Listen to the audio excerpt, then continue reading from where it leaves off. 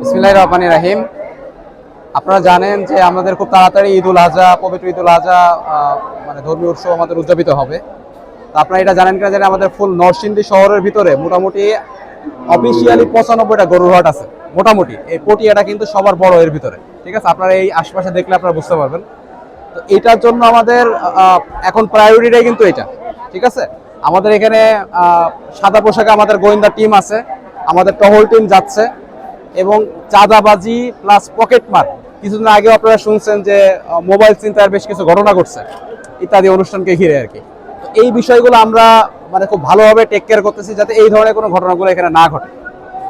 আর ইনাদেরকে instruction দেওয়া আছে, যখন মিটিং হয়েছে নরসিংদী জেলা পুলিশ, র্যাব, জেলা প্রশাসন সবাই যখন আমরা মিটিং হয়েছে তখন আমরা বলেছি আর কি যে মূল টাকাটা যাতে টাকাগুলো ক্যাশে পেমেন্ট না করে ক্যাশলেস ট্রানজ্যাকশনে যাতে যায়। কারণ এই ঘটনাকে কেন্দ্র করে, যেহেতু এখানে কিন্তু প্রচুর টাকা ট্রানজ্যাকশন হয়, এই ঘটনাকে কেন্দ্র করে বা এই উৎসবকে কেন্দ্র করে কিছু কতিপয় অসাধু ব্যবসায়ী তারা কিন্তু এটা ফায়দা নিয়ে ট্রাই করবে। তো আমরা যদি নিজেদের ভিতর থেকে সচেতন হয়ে যদি এই কাজগুলো করি তাহলে এই বিষয়গুলো কিন্তু তারা আর করতে পারবে না, ঠিক আছে?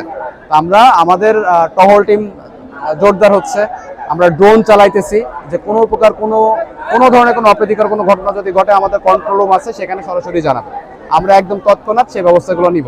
যেহেতু গরুর হাট কিন্তু একটা জনাকীর্ণ জায়গা, এটা বুঝতে হবে, ঠিক আছে? জেলা পুলিশ কিন্তু আপনার মনে করেন যে ট্রাফিক পুলিশের ব্যবস্থা করেছে, কিন্তু তারপরেও মনে করেন যে আপনি যেভাবে আপনি চান সেভাবে কিন্তু পাবেন না।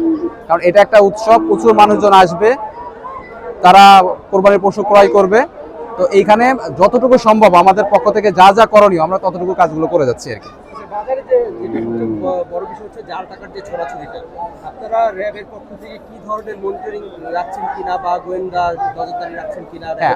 আমাদের গোয়েন্দা নজরদারি আমি আপনাকে বলেছি যে আমাদের কিন্তু মোটামুটি 95টা এখানে গরুর হাট আছে অফিসিয়ালি, আনঅফিসিয়াল আরো অনেক একটা হইতে পারে। আমাদের টিম থেকে যে প্রত্যেকটা 95টাতে যাওয়া সম্ভব হচ্ছে না, কিন্তু বড় বড় যেগুলো আছে আমাদের কিন্তু সাদা পোশাকে যে গোয়েন্দা আমাদের টিম আছে তারা কিন্তু আজকে সকাল থেকেই আপনার হাট শুরু হওয়ার অনেক আগে থেকেই তারা কিন্তু ভিতরে ভিতরে সব জায়গায় মানে চলে গেছে, এবং প্রত্যেকটা হাসিল ঘরে যেখান থেকে আপনার হাসিল সংগ্রহ করে সেই জায়গায় জাল টাকার মেশিন কিন্তু দেওয়া হয়েছে, এবং স্পষ্ট নির্দেশনা দেওয়া হয়েছে যদি কোনো জাল টাকা বা কোনো বান্ডিলে বা কোনো জায়গায় পাওয়া যায় সঙ্গে সঙ্গে যাতে আমাদের জানায়, এবং আমরা অ্যাজ পার যে ল আছে আর কি আমরা সেভাবে অ্যাকশন নিব, ঠিক আছে? আপনাদের মাধ্যমে এটা বলতেছি, যদি এই ধরনের কোনো ঘটনা ঘটে থাকে বা ঘটতে যায় আপনারা জানাবেন এই বিষয়গুলো। নেগেটিভ আমরা ঈদের 3 দিন পর্যন্ত আমরা এগুলো করব, ঠিক আছে? আমাদের তো এটা শুরু হয়ে গেছে অনেক আগে থেকে, আপনারা হয়তো জানেন না। আমরা কিন্তু মোটামুটি আজকে আপনার হচ্ছে 23 তারিখ, 20 তারিখ থেকে কিন্তু আমাদের সব জায়গায় কিন্তু আমাদের এইগুলো কাজগুলো করা।